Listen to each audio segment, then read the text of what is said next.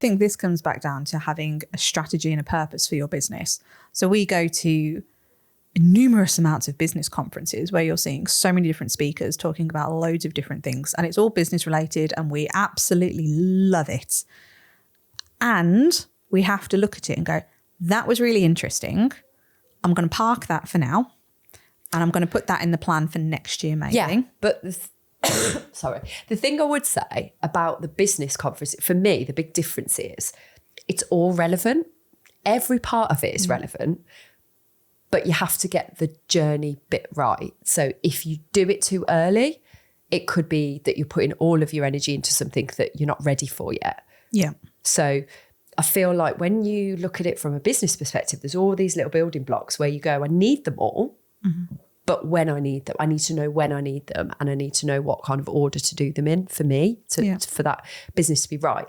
When it comes to the dog training, I feel like some of these elements, or like, can't think of the word, but some of these disciplines are so different from one another, and the direction you would take if you went down the free work route to if you went down the, I don't know, like hoopers or agility route. Like, okay, they could be interlinked because everything is body movement and everything's observations and, you know, pain related and all that kind of stuff. And I get that because it's sports and that, but I don't know. I think you need to be a specialist in one or the other rather than trying to be that jack of all trades thing that we talk about on here.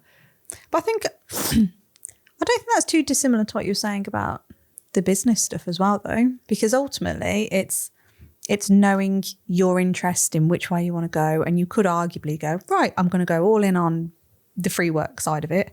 I like the agility and the hoopers thing. I'm going to park that for a later date maybe, or see how I can weave it in. And I think this is where, for me, and this is the conversation we were having earlier outside of this podcast, was, are we breeding internally in the industry, are we breeding our own version of imposter syndrome?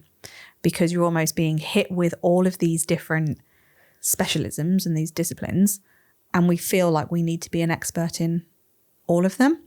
And arguably, and I don't know how I feel about this, but my gut feel is that these accrediting bodies and these course providers are ultimately doing every single one of us a disservice.